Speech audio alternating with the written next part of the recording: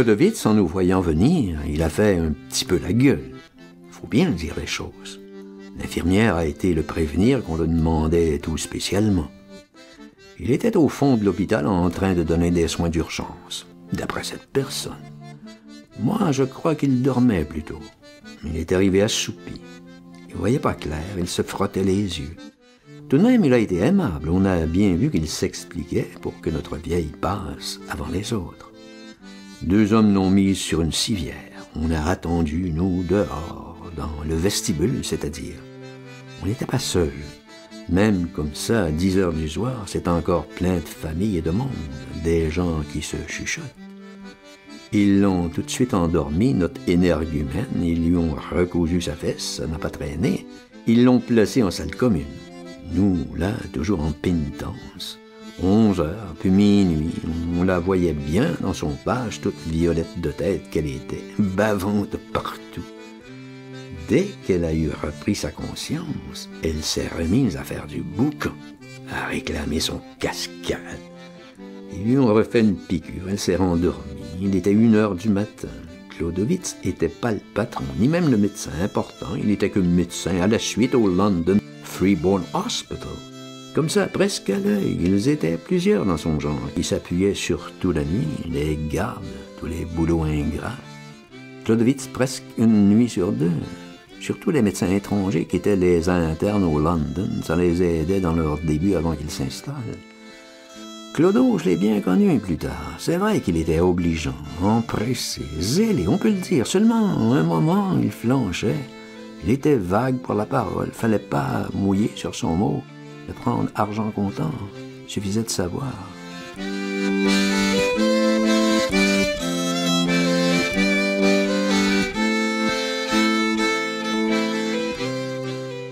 C'était pas un riche hospital, le London East End, à l'époque.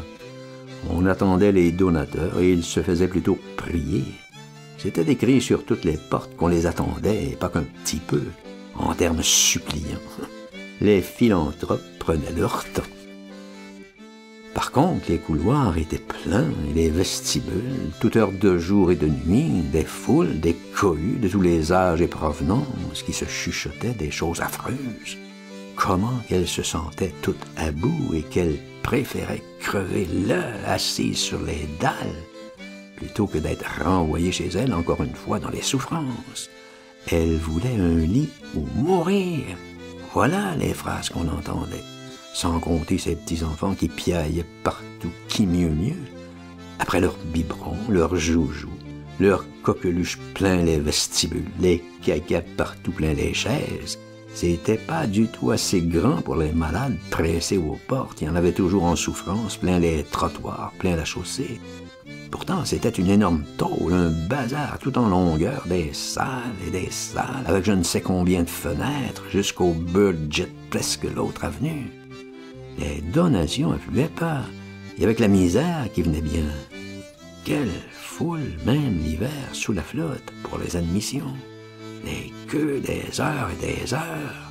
Ils attrapaient le reste de crève à glavioter plein des cadavres. J'ai toujours vu refuser du monde. Il faisait très chaud à l'intérieur. C'était entendu à partir d'octobre. Une fournaise. Les peu nourris ont toujours froid. Le charbon là-bas, c'est pas cher. On en met à la place de tout. Il pleurait pour être admis. Il pleurait encore pour sortir. Il voulait plus en aller. Il se trouvait bien à l'intérieur. Même il raffolait de l'ordinaire, les choux rouges à la purée de pois.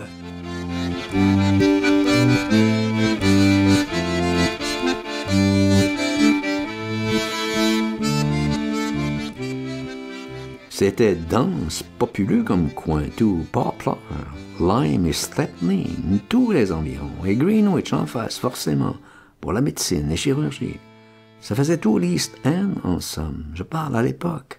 Dygate aux Docks, voyez ce trip, l'affluence. C'était tellement plein au moment qu'on est arrivé qu'on n'aurait pas connu Clodo. On n'aurait jamais été reçu avec notre doudoune. Même comme ça, dans la pleine nuit noire, agglomérés grelottants, ils avaient remarqué l'équipage et tout de suite, à nous les insultes. Ah, la queue furieuse! Qu'on venait parader, bluffer le monde, une cohue énorme. Ça, exact.